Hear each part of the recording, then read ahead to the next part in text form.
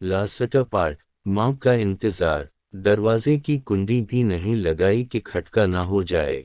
घर का सानवी दरवाजा जो उकबा की तरफ खुलता था इसको खिला ही छोड़ दिया। चंद कदम आगे आई तो मुनीर एक खाली मकान की दीवार से लगा खड़ा था।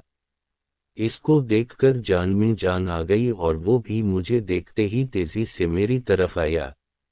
मेरा बैग हाथ में ले लिया और थोड़ा सा चलने के बाद हम गली के नक्कड़ पर पहुंचे जहां उसने गाड़ी खड़ी कर रखी थी।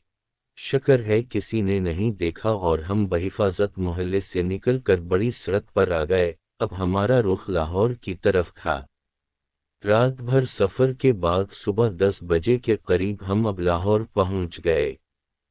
काफी थकन हो रही थी लिहाजा मुनीर ने गाड़ी एक होटल पर खड़ी कर दी और हमने होटल में कमरा किराए पर ले लिया ताकि कुछ आराम कर लीं।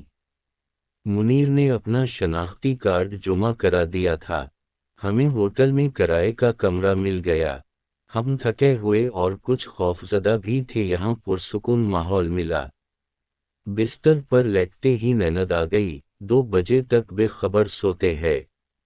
दोपहर को नहा धोकर खाना मंगवाया।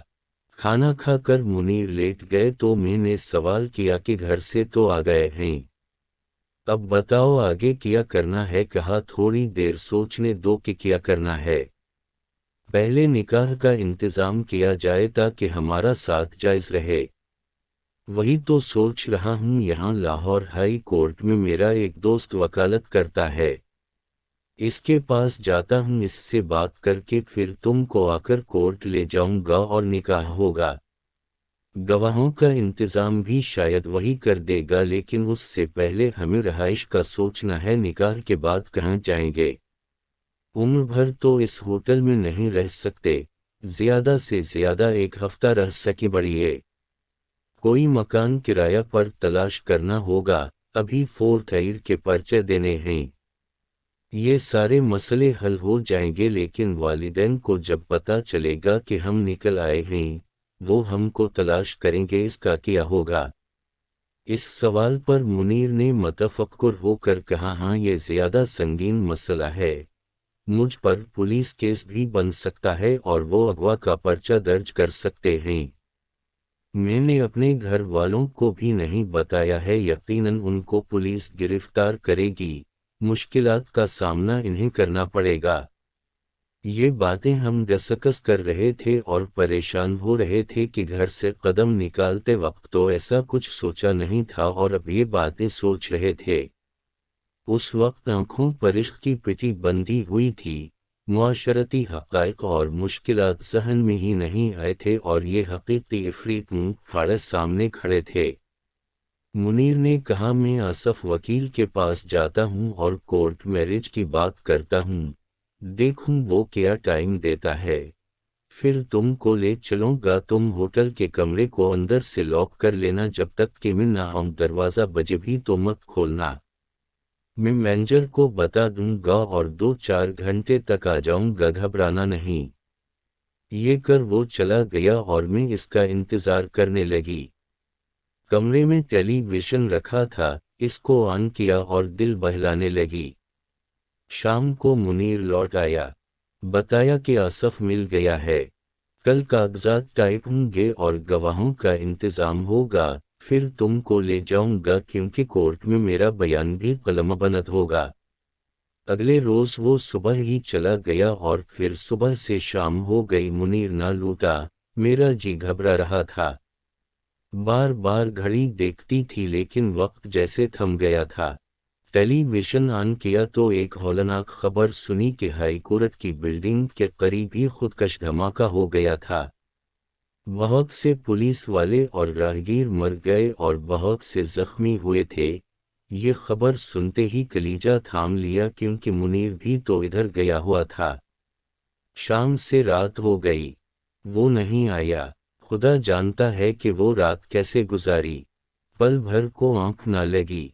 शब भर मुनीर की खैर व सलामती की दुआ करती रही। रात का खाना भी ना खाया। बेरे ने एक बार दर बजाया मगर मैंने खोला और ना जवाब दिया तो वो लौट गया। صبح ہوئی اور منیر نہیں آیا تو میں سمجھ گئی کہ کچھ ہو چکا ہے۔ دوپہر کو مینیجر نے فون کیا۔ ڈرتے ڈرتے میں نے ریسیور اٹھایا۔ اس نے بتایا کہ منیر صاحب شدید زخمی تھے۔ خودکش دھماکے میں ان کی ٹانگیں اڑ گئی تھیں۔ اسپتال میں ان کو ہوش نہیں آ سکا، وہ چل بسے ہیں اور ان کی جیب سے ہمارے ہوٹل کا کارڈ ملا تو اسپتال والوں نے فون کیا ہے۔ آپ ان کے گھر والوں کا پتہ دیں۔ میں نے منیر کے والد کا نمبر لکھوا دی اور مینیجر سے کہا کہ ان کو میرا مت بتائے گا کیونکہ ہم گھر والوں سے چوری چھپے نکلے تھے اور وہ کورٹ میرج کے سلسلے میں اپنے ایک وکیل دوست سے ملنے گئے تھے، بدنصیبی سے سانحے کی زد میں آ گئے۔ ایسا کہتے ہوئے میں رو رہی تھی۔ تب مینیجر نے کہا گھبراؤ نہیں، مجھ کو اپنا بھائی سمجھو اور جہاں کہو میں پہنچانے کا انتظام کر دیتا ہوں، البتہ سامان آپ ساتھ نہیں لے جا سکتی، یہ ہمیں منیر صاحب کے وارثوں کے حوالے کرنا ہوگا۔ میں نے کہا ٹھیک ہے، میں تھوڑی دیر میں سوچ کر بتاتی ہوں۔ میجر پر مجھے اعتبار نہ تھا، یقیناً وہ مجھ کو پولیس کے حوالے کرنا چاہتا تھا۔ وہ محض مجھ کو تسلی دے رہا ہے، تبھی میں نے اپنی دانست میں چالاکی سے کام لیا۔ بیرے کو بلا کر 2000 روپے دے اور کہا کہ تم میرے بھائی ہو، کسی طرح مجھے یہاں سے نکالو، لیکن اس طرح کے مینیجر کو خبر نہ ہو۔ بیرے نے کہا 2000 نہیں، اگر 5000 دو گی تو تمہیں یہاں سے ایسے نکالوں گا کسی کو کانوں کان خبر نہ ہوگی، ورنہ پولیس ابھی یہاں پہنچ جائے گی، یہ دشوار کام ہے، میری نوکری خطرے میں پڑ سکتی ہے۔ اس وقت میں بہت گھبرائی ہوئی تھی، گھر والوں سے خوفزدہ تھی کہ کچھ نہ سوچا، اوپر سے پولیس کا ڈر تھا کہ مینیجر ضرور کوئی ایسی کارروائی کرنے میں لگا ہے کہ چند لمحوں بعد میں گرفت میں آ جاؤں گی۔ حالانکہ بم دھماکے میں جنگ بحق ہونا منیر کے لیے تو ایک حادثاتی سانحہ تھا، مگر میرا اس کے ساتھ گھر سے بھاگ آنا جرم ہی گردانا جاتا۔ بس میں نے 5000 بیرے کو دیے اور اس نے مجھ کو ہوٹل سے باہر جانے کا دوسرا راستہ دکھا دیا۔ جب میں پہلی سیڑھی سے باہر آئی تو کسی نے نہیں دیکھا، وہاں ٹیکسی کھڑی تھی۔ بیرے نے مجھ کو اس میں بیٹھ جانے کا اشارہ کر کے کہا کہ یہ تم کو میرے گھر لے جائے گی، وہاں جا کر آرام سے بیٹھ جانا اور میں ڈیوٹی ختم کر کے آ جاؤں گا، پھر تم جہاں کہو گی تم کو پہنچا دوں گا۔ منیر کا سامان میں نے ہوٹل میں رہنے دیا تھا، صرف اپنا بیگ جس میں میرے کپڑے، نقدی اور کچھ زیورات تھے ساتھ لیا۔ ٹیکسی ڈرائیور نے مجھے بیرے کے گھر کے دروازے پر اتارا، شاید وہ اس کو جانتا تھا۔ بیرے کا نام افتخار تھا اور یہ ٹھیک آدمی نہیں تھا۔ ہوٹل میں جو مرد عیاشی کے لیے آ کر ٹھہرتے تھے یہ ان کو غلط قسم کی تفریح مہیا کرنے کا ذریعہ تھا، لہٰذا اس کا رابطہ اس بازار سے بھی رہتا تھا۔ افتخار رات کو آ گیا، اس کے گھر میں خواتین نہیں تھیں، اکیلا ہی رہتا تھا۔ آتے ہی اس نے ایک عورت کو فون کیا، تھوڑی دیر میں وہ عورت آئی، دونوں نے کچھ دیر تک دوسرے کمرے میں کی فتواؤ شنید کی، پھر بولا بشرا بی بی یہ میری خالہ ہیں، قریب ہی رہتی ہیں، تم ان کے گھر چلی جاؤ کیونکہ میں یہاں اکیلا رہتا ہوں، لہٰذا تمہارا یہاں رہنا مناسب نہیں ہے، یہ تم کو کل یہاں پہنچا دیں گی، چاہو تو اپنا سامان رہنے دو یا ساتھ لے جاؤ۔ خالہ نے کہا ان کا سامان یہیں رہنے دو، کل میں منگوا لوں گی، ابھی رات ہو رہی ہے اور ہم دونوں عورتیں ٹیکسی میں جائیں گی، سامان لے جانا ٹھیک نہیں ہے، ہو سکتا ہے کہ ان بیگ میں زیور وغیرہ یا کوئی قیمتی سامان بھی ہو۔ میں منیر کی ہلاکت کے صدمے سے نیم جان تھی، اوپر سے خالہ کی ہمدردانہ باتیں اور بار بار گلے لگا کر کہتی تھی مت رو میری بچی، رونا نہیں، مجھے ماں سمجھو، جیسا کہو گی ویسا ہی ہوگا، بھروسہ رکھو، کل تک تجھے تیرے گھر پہنچا دوں گی۔ اس شاطر عورت نے میرا سامان افتخار کے حوالے کیا اور مجھے ٹیکسی میں بٹھا کر اس جگہ لے آئی جس کو بازار حسن کہا جاتا ہے۔ میں جب یہاں آئی اور ماحول کا اندازہ ہوا تو ہکا بکا رہ گئی، منیر کے مرنے کا غم بھی بھول گئی، سامنے اپنی عزت کی موت نظر آ رہی تھی، इस जगह आने से तो मर जाना क्या बुरा था, काश मैं मुनीर के साथ ही बम धमाके में उड़ जाती। मैं थर थर कांप रही थी, हाथ पैर फूले हुए थे। औरत के कोठे पर लोग आ गए थे। मेरी आंखें हैरत से फटने लगीं कि उनमें एक पुलिस अफसर के साथ मेरा कज़न मनसब खान भी था। मनसब को देखकर समझ में ना आ रहा था कि रोऊं या हंसूं। मैं हिम्मत करके पर्दा हटाकर उसकी तरफ दौड़ी और इसके पास जाकर रोने लगी। वो भी मुझे को देखकर हैरान परेशान हो गया तो मैंने कहा, मनसब में रास्ता भूल गई थी और ये लोग धोखे से यहाँ लाए हैं, खुदा के लिए मुझे यहाँ से ले चलो। कब लाए थे ये तुमको? अभी थोड़ी देर पहले, मैंने जवाब दिया। अच्छा फिक्र ना करो, उसने अपने पुलिस ऑफिसर दोस्त से कुछ कहा और उसने बाला खाने की मालिका को आड़े हाथों लिया। मैंने देखा औरत खौफजदा हो गई। इसने हाथ बांधे और फिर मनसब से कहा कि बेशक इसको ले जाओ क्योंकि अभी मैंने उसके पैसे नहीं दिए। असल मुजरिम होटल का बेरा इफ्तिखार है, इसका सामान भी उसी के पास है। वही उसे फरोख्त करने लाया था। मनसब मेरी सौतेली वालिदा का भानजा था। वो मुझे साथ ले आया और अपने दोस्त पुलिस वाले से कहा कि ये मेरी खाला की बेटी है, इसलिए बात नहीं निकलनी चाहे, वरना खानदान की बदनामी होगी। गलती से उन बदमाशों के हाथ चढ़ गई। शक्र है हम यहाँ बर वक्त आ गए। बहरहाल मैं सुबह ही इसको घर ले जाऊंगा, तुम इफ्तिखार से उसका बैग बरामद कराओ जिसमें उसका शनाख्ती कार्ड, जेवर और नकद रकम है। वो रात मैंने मनसब के साथ गुजारी। गर्च मेरा दिल मुनीर के लिए दिख से भरा हुआ था, मगर मैंने मनसब पर यह जाहिर ना होने दिया कि मुझको मुनीर का दिख है और मैं इसके लिए रो रही हूँ। गुनाह मुनीर ने मेरे साथ नहीं किया क्योंकि वो निकाह के बाद जायज़ रिश्ते से मिलना चाहता था ताकि खुदा हमसे खुश हो, मगर मौत ने उसको मोहलत ना दी। अल्लाह ताला ने उसको गुनाह से बचा लिया।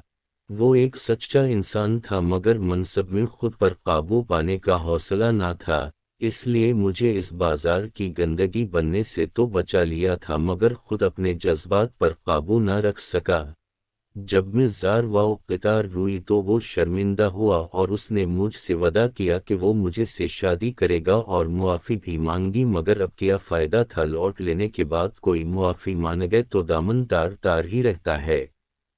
अगले दिन मनसब मुझे घर ले आया और मेरे वालिदैन को समझाया कि इसको कुछ मत कहना, जो गलती हुई है उसको मुआफ़ कर दे जाए और शक्र कह जाए कि उसकी इज्जत इस बाजार में नीलाम होने से बच गई। इस रोज़ अगर मैं अपने इस पुलिस ऑफिसर के साथ वहां ना जाता तो न जाने इस पर क्या क़यामत गुजर जाती। अल्लाह का करम हवा कि मेरा वहां जाना आपकी इज्जत के तहफ़्फ़ुज़ का सबब बन गया और शायद मुनीर की मौत भी उसी तरह लिखी थी कि वो भयानक हादसे में इस तरह दुनिया से चला गया। ये हकीकत तो बहरहाल सबको पता चल चुकी थी कि मैं मुनीर के साथ भागी थी, मगर मौत इसको ले जा चुकी थी, लिहाजा कोई इसका कुछ नहीं बगाड़ सका। मनसब के समझाने पर अम्मी अब्बू खामोश हो गए। अगरचे मुझसे नाराज बहुत थे और बात भी ना करते थे, मगर मार पीट से काम नहीं लिया कि उसमें उनकी बदनामी थी। फिर मनसब ने अब्बू को यकीन दिला दिया था कि फिक्र मत करें, मैं आपकी बेटी से शादी करूंगा। अब कोई इससे बदसलूकी ना करे और ना घर से भागने का तना दे। मनसब हर दूसरे तीसरे दिन मुझे फ़ोन करता था और मेरी खैरियत दरियाफ्त करता था। कभी कभी मैं भी फ़ोन करती कि मेरी अंधेरी जिंदगी की अब वो एक ही था। एक रोज़ इसका फ़ोन ना आया और मैंने भी फ़ोन नहीं किया तो अगले दिन उसने फ़ोन करके कहा कि बुशरा रात तुमने भी फ़ोन नहीं किया क्यों? मैं इंतज़ार करता रहा। मेहमान आए हुए थे जिसकी वजह से मैंने फ़ोन करना मुनासिब नहीं समझा।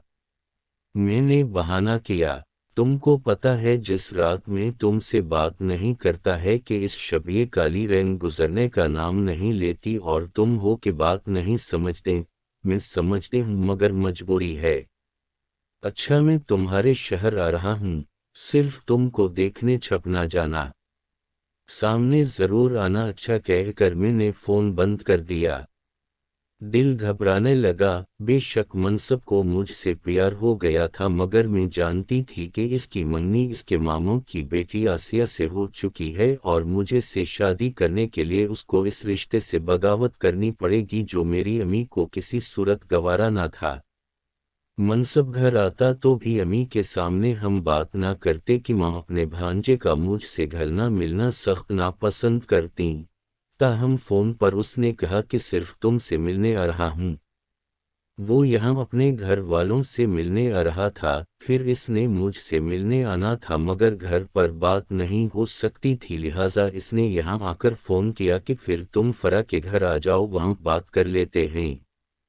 फरा इसके चचा की बेटी थी और उनका घर करीब ही था।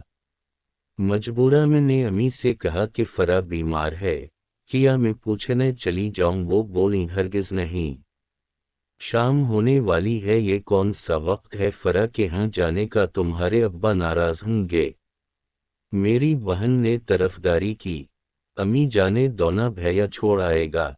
हर गज नहीं, आजकल जवान लड़की को भेजने का जमाना नहीं, लोग पहले ही किया कम बातें बनाते हैं।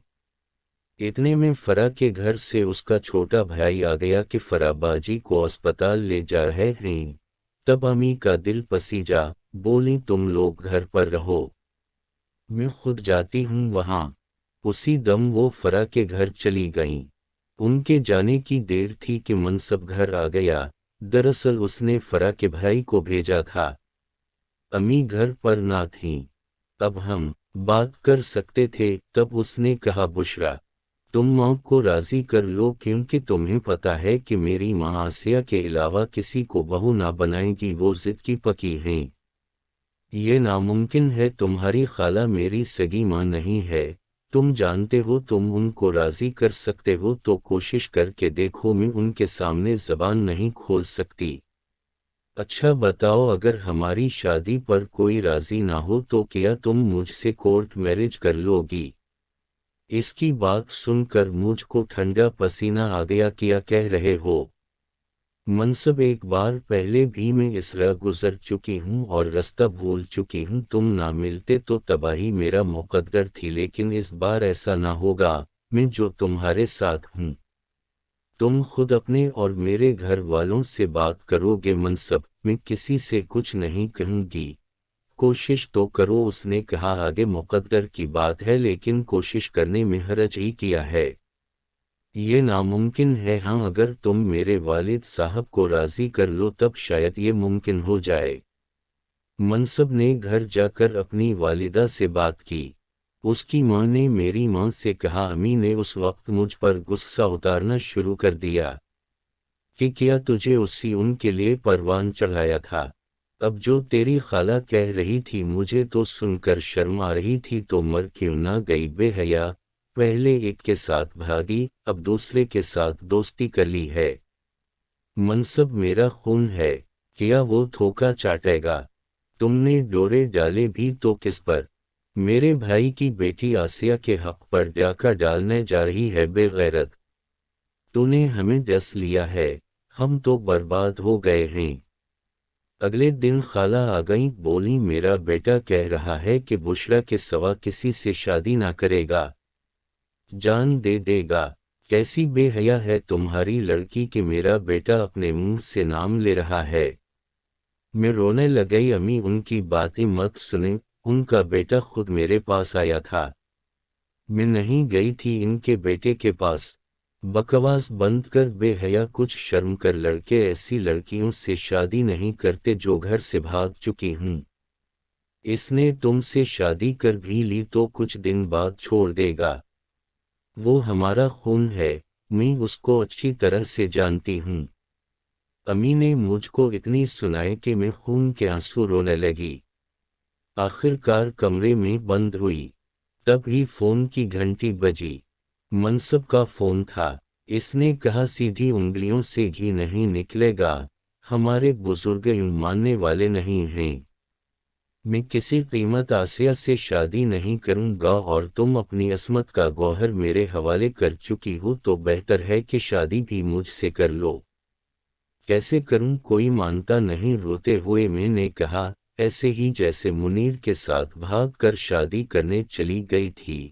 میرے لیے کیا گھر کی دہلیز پار نہیں کر سکتی جبکہ میں نے تمہارے ماضی کو ایشو نہیں بنایا ہے، تم کو واپس گھر پہنچایا ہے، کیا بھی میری محبت کا اعتبار نہیں ہے؟ ہمت کرو اور نکلو گھر سے، ہم کراچی جا کر کورٹ میرج کر لیں گے۔ غرض وہ مجھے اکساتا رہا اور مجھے ماں کی باتیں یاد آ رہی تھیں، تب بن سوچے سمجھے میں نے کہہ دیا کہ میں آ جاؤں کی جگہ بتا دو۔ اس نے وقت اور جگہ بتا دی اور کہا کہ میں لینے آ جاؤں گا، گھبرانا نہیں، آسیہ سے چھٹکارا پانے کا بس یہی ایک طریقہ ہے۔ میرے دل میں بھی سوتیلی ماں کے خلاف انتقام کی آگ بھڑک رہی تھی کیونکہ انہوں نے مجھے بہت ستایا اور رلایا تھا، بہت گندی گندی گالیوں سے نوازا تھا، بے عزتی اور اہانت کرنے میں کوئی کسر نہ چھوڑی تھی۔ رات کو میں نکل گئی، گرچہ ضمیر ملامت کرتا رہا، سارا دن یہی سوچتی جاتی تھی کہ جو میں کر رہی ہوں ٹھیک ہے۔ جب گاڑی کراچی کے اسٹیشن پر رکی میں نے ادھر ادھر دیکھا، منصب مجھے کہیں دکھائی نہ دیا۔ 2 گھنٹے میں پلیٹ فارم پر کھڑی اس کی راہ تکتی رہی، ادھر ادھر ٹہلتی رہی۔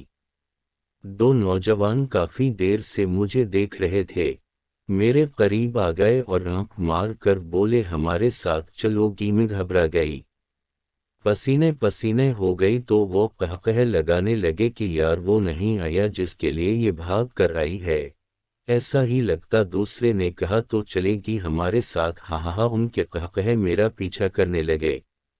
شام ہونے والی تھی اور لوگ عجیب عجیب نظروں سے میری طرف دیکھ رہے تھے۔ کافی دیر ہو چکی تھی، میں نے سوچا شاید اب وہ نہیں آئے گا، زمانے کی تو عادت ہے دھوکہ دینے کی، پھر بھی دل یہی کہتا تھا نہیں وہ ایسا نہیں ہے۔ اب میں سوچ رہی تھی کہ اگر منصب نہیں آیا تو مجھے واپس جانا پڑے گا، مگر میں کس منہ سے گھر والوں کا سامنا کروں گی، خاص طور پر اپنے والد کو کیا منہ دکھاؤں گی کہ جنہوں نے پہلی غلطی پر مجھے معاف کر دیا تھا۔ حالانکہ ان کی عزت نیلام ہوتے ہوتے رہ گئی تھی۔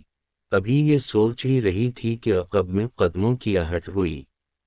ڈرتے ڈرتے مڑ کر دیکھا تو میری سانس رک گئی، منصب تھا مگر ساتھ ابو بھی تھے، ابو کو دیکھ کر جان نکل گئی۔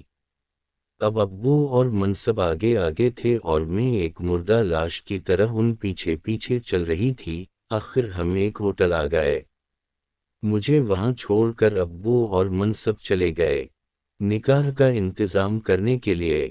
اگلے دن میرا نکاح تھا، ابو نے خود میرا نکاح منصب سے کرایا اور مجھے اس کے حوالے کر کے خود گھر واپس چلے گئے۔ انہوں نے گھر جا کر امی کو کچھ نہ بتایا کہ کیا ہوا ہے، جانتے تھے کہ امی نہ صرف ہنگامہ برپا کر دیں گی بلکہ ابو سے اس عمر میں طلاق مانگ لیں گی کہ میں نے ان کی بھابھی کے ہونے والے سرتاج کو اپنے سر پر سجا لیا تھا۔ کافی دن بعد ایک روز دروازہ بجا، میں نے کھولا، سامنے بھائی کھڑا تھا، مجھے دھکا دیا، میں گرتے کرتے بچی، منصب نے سنبھال لیا۔ بھائی چلا رہا تھا کہ میں تجھے زندہ نہ چھوڑوں گا، تیری لاش لے کر جاؤں گا۔ منصب نے اس کو روکنا چاہا، سمجھانا چاہا مگر وہ نہ رکا۔ تب منصب نے میرے بھائی کو بتا دیا کہ اس کا اور میرا بندھن آپ کے والد صاحب کی رضامندی سے ہوا ہے اور تصویر اس کو دکھا